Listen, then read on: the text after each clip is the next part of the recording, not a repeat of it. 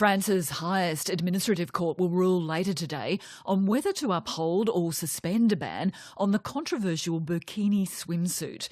More than a dozen French coastal towns have banned the garment, saying it violates French laws on secularism. But many in France and abroad have staged protests against the ban, especially since footage from Nice earlier this week showing armed police confronting a woman who'd worn the garment to the beach. Anne Barker reports. It's an unlikely protest, a beach party complete with sand, inflatable lilos and women in swimwear outside the French embassy in central London.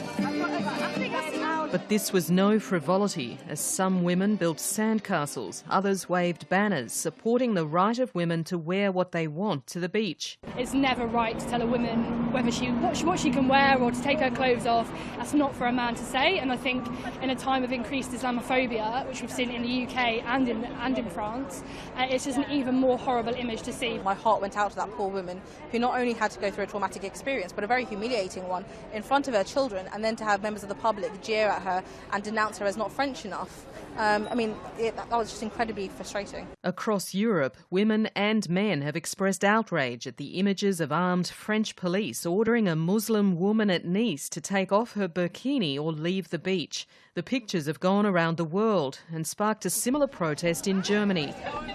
My dress is my choice and my faith is my choice, and that should be a complete freedom. So we should not oppress any human being.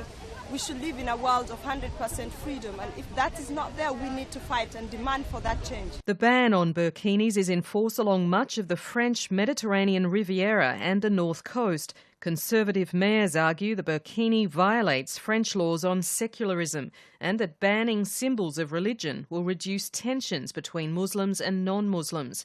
The French Prime Minister, Manuel Valls, has gone further, saying the burkini is a symbol of women's repression. Le burkini, cette appellation est issue du mot.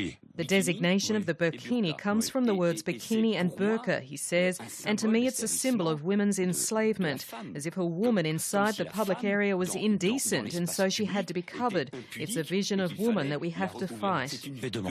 Anti-Muslim sentiment in France has risen since the attack in Nice last month, where a truck driven along the Promenade des Anglais crushed 84 people to death.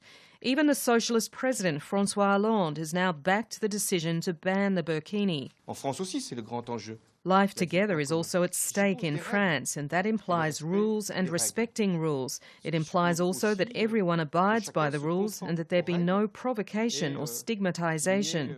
Ni provocation, ni stigmatisation. But many in France fear it's the ban and not the burkini that's now inflaming Islamophobia. Human rights groups have taken the matter to court, arguing the ban is discriminatory. Patrice Spinosi represents the French League of Human Rights. La polémique est politique. The debate is political, he says. The choice made by some mayors to forbid religious signs on beaches is a political choice. We, the Human Rights League, go to court so it answers this question and confirms there's an infringement of fundamental freedoms by forbidding any religious sign, any religious clothing in the public space. Sur l'espace public. France's highest administrative court will rule on the matter today, although it can only uphold the ban or suspend it until another court rules on its legality. That would take many more months before a decision. Anne Barker.